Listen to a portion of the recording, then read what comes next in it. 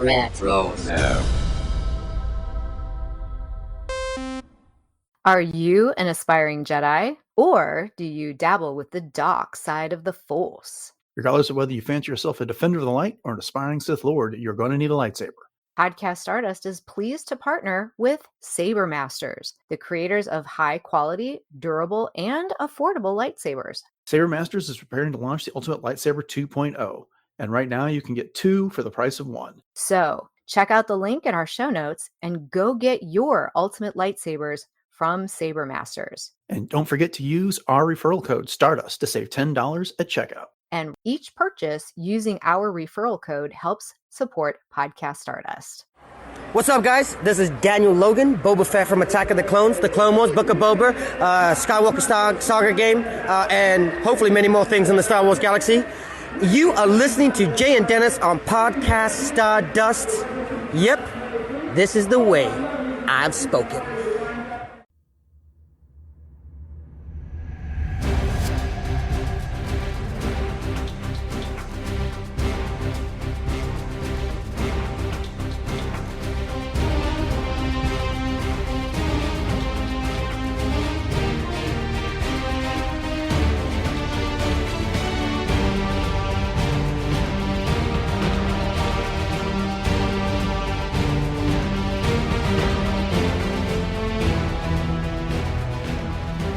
Welcome to Podcast Stardust. This is the fully armed and operational podcast dedicated to Star Wars news, reviews, and discussion. I am Dennis Keithling, and I'm normally joined by my co-host Jay Krebs. However, she is traveling this week, so this episode will be me doing a solo act. It's Friday, so we're going to kick off the weekend with some Star Wars news. I really wish Jay was around for this because there's actually some stories coming out of Comic-Con that I'd love to discuss with her, but it's just going to be me. But before we get into that, just want to remind you can find us on Twitter, Facebook, and Instagram at Podcast Stardust. All right, the dish is aligned, the signal is boosted to maximum output, the shield is down, and we are now broadcasting to the galaxy. So I'm going to get into some of these stories, many of which originated out of San Diego Comic-Con, but I'm going to probably save an in-depth discussion for when Jay gets back, because there's just a lot to discuss. Up first, we have a first look at Skeleton Crew, which is the next series coming on for Star Wars on Disney+. There was an exclusive first look in People magazine, which revealed that the show will be arriving on December 3rd. Of course, this is the show created by John Watts and Christopher Ford, and it features Jude Law and a number of kids that are trying to make their way home from getting lost in the galaxy.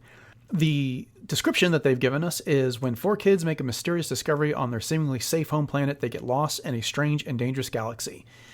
Finding their way home, meeting unlikely allies and enemies will be a greater adventure than they ever imagined.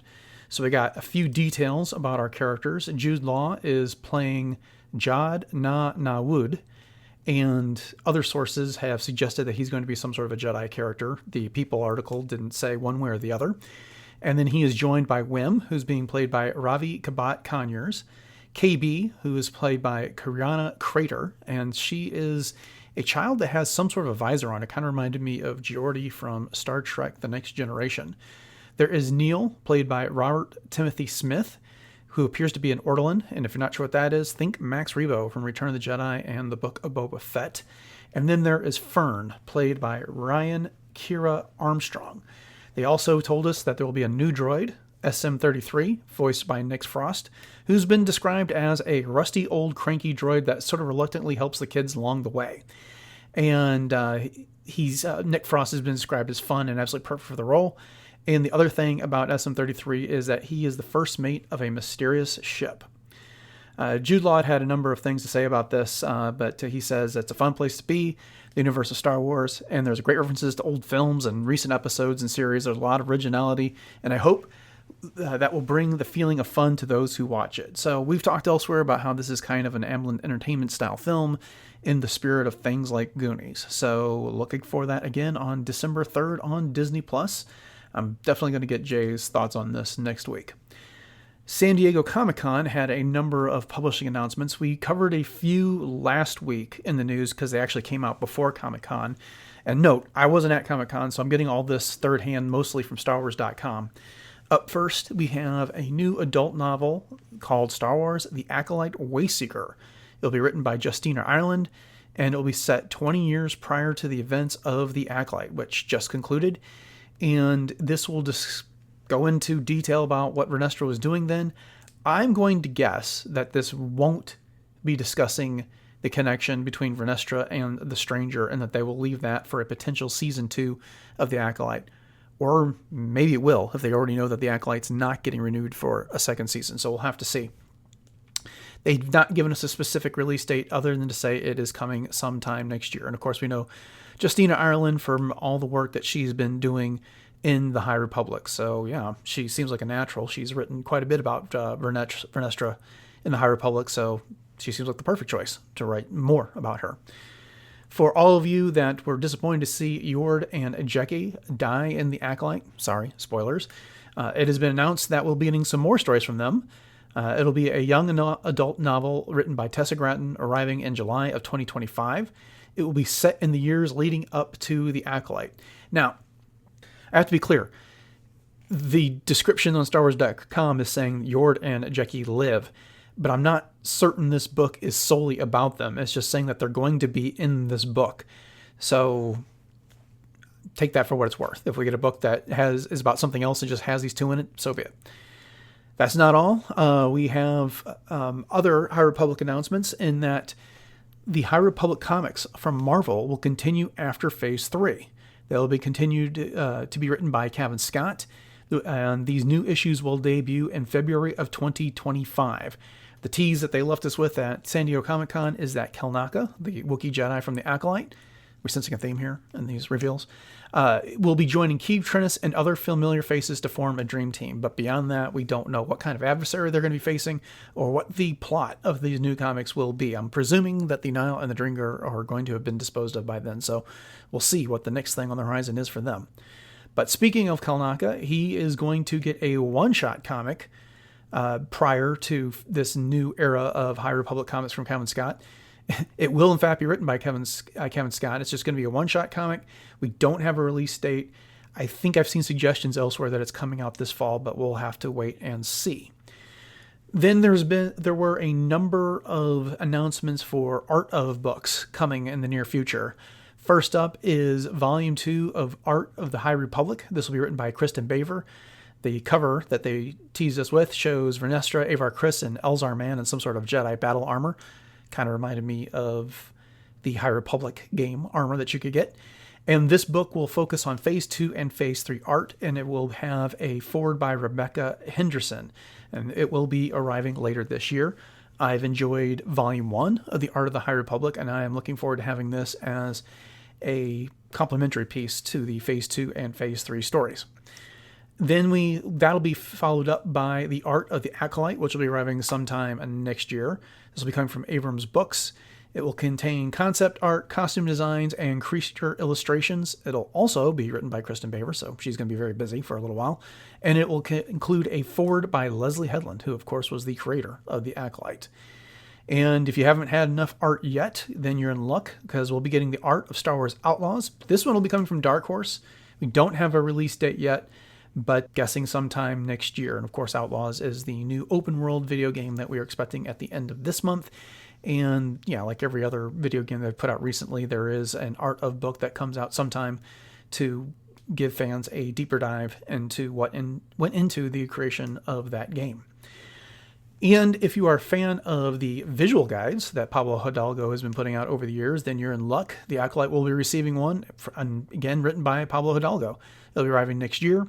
It'll be full of fun facts and photos of characters, ships, technology, and locations that were featured in the Acolyte. And if we're lucky, then Pablo will include some hints as to content that we may be expecting in the future, like he's done with Rogue One and The Last Jedi and other visual guides that he's put out in the past. All right, so that's what we got from San Diego Comic-Con in regards to books and comics. We also had the announcement subsequently that there is a new trilogy of books coming up called The Reign of the Empire. And these will be written by Alexander Freed, who we know as the author of Alphabet Squadron, Rogue One's novelization, and Battlefront Twilight Company. Rebecca Roanhorse, who wrote Resistance Reborn, which took place between The Last Jedi and The Rise of Skywalker. and Fran Wilde, whose first entry into Star Wars was the No Contingency short story featuring Mon Mothma, From a Certain Point of View, Return of the Jedi. The first book is called Reign of the Empire, The Mask of Fear. It will feature Mon Mothma, and again is written by Alexander Freed, and it will be arriving February 25th, 2025. February is going to be a busy month for Star Wars publishing. So the description we got this is that before the rebellion, the Empire reigned. In order to ensure the security and continuing stability, the Republic will be reorganized into the First Galactic Empire for a safe and secure society. With one speech and thunderous applause, Chancellor Palpatine brought the era of the Republic crashing down. In its place rose the Galactic Empire. Across the galaxy, people rejoiced and celebrated the end to war and the promises of tomorrow. But that tomorrow was a lie. Instead, the galaxy became twisted by the cruelty and fear of the Emperor's rule. During that terrifying first year of tyranny, Mon Mothma, Saw Gerrera, and Bail Organa faced the encroaching darkness. One day, they will be three architects of the Rebel Alliance, but first, each must find purpose and direction in a changing galaxy while harboring their own secrets, fears, and hopes for a future that may never come unless they act. Okay, so my initial thoughts on this is that it sounds an awful lot like what was going on with Andor, and in fact, Alexander Freed made reference to that in some interviews he's done for this book, and I'm fine with that. Personally, Alexander Freed is not my favorite Star Wars writer, mainly because he tends to dip into the gritty reality of war as opposed to the space opera and fantasy that George Lucas created Star Wars with. And that's fine. Different strokes for different folks. I've read all the books that he's written. I like some more than others, and I'm definitely going to give this one a try. Rebecca Roanhorse's book, Resistance Reborn, was also fine. It was a nice setup for The Rise of Skywalker, and I really enjoyed Fran Wilde's short story, No Contingency. So I'm definitely going to be reading this. I'm a completist that way, but I do have a few reservations about this. This is an area of Star Wars that I feel like has been told quite thoroughly lately, so I'm not sure what they're going to add to this, and hopefully they won't be stepping on any toes with Andor, so we will see. Beyond that, you can look forward to Rebecca Roanhorse's book in spring of 2026 and Fran Wilde's in spring 2027, each of which is promising to jump ahead several years after the first book. Okay. Well, that's it. Like I said, I'm not going to get into a lot of discussion right now because I want to save some of this for when Jay is back next week. But I just want to say thank you all for joining me for this episode of Podcast Stardust and the brief look at Star Wars news. I hope you've enjoyed the episode. And if you haven't already, please consider subscribing to Podcast Stardust on your podcatcher of choice. I'd like to remind you can find all of our episodes on retrozap.com, which is home to a bunch of other great podcasts, including Agents of S.H.I.E.L.D. Case Files, Animaniacast. It's the home of Brews and Blasters and Dorklair, Doomcast, Enjoy Stuff, Love, Death, and Robots, Superhero Suite, which just put out a fun episode this week. And then, of course, my other podcast, Warp Trails. We, of course, are looking for your ratings and reviews. If you got some time to spare, anywhere you could leave one would be fantastic for us, especially if it's 5 stars and something positive to say. If you've left me a review somewhere, send me it, and I'll make sure to read it on the air. If it's on Apple Podcasts, then I'll definitely find it myself. And, of course, we are always interested or appreciative of when you share the show on social media with your friends. And, again, those social media contacts are Twitter, Facebook, and Instagram at Podcast Stardust. Jay has set up some Pinterest boards, and there's a lot there. I just haven't looked at it personally myself lately. You can find the show on YouTube and YouTube Music. We are part of the RetroZap Discord server. If you want to have some real-time conversation with us, check out the link in the show notes, or go over to retrozap.com. You can find a link there. Our t-shirts are available over on TeePublic. Again, you can find the link for that in the show notes. If you're looking for a new lightsaber, then make sure you check out Saber Masters. We have partnered with them, as you heard in the bumper at the beginning of the show. If you use our referral code Stardust at checkout, you can save $10 off your purchase, and they have continued to offer 2 for the price of 1 on their lightsabers. So that's a good deal. So if you need some fun lightsabers that have lots of options as far as sounds and colors, then go check that out. As for our personal projects, you can find me and my wife Beth talking about Star Trek over on Warp Trails. We've recently found out that the 5th and final season of Lower Decks is coming out at the end of October, so we'll be picking up our coverage then. And you can find everything Jay is doing on cosplay over at Jay Snips Cosplay. So upcoming on the show, with Jay being gone, we recorded a few episodes in advance. They're going to be getting into our next 2 installments of the Phantom Menace Trivia. So you can look for that on Monday and Wednesday, and then we'll be getting back into Star Wars news next Friday. So thanks for listening to episode 763 of Podcast Stardust, everyone. Have a fantastic weekend. And until next time, may the Force be with you.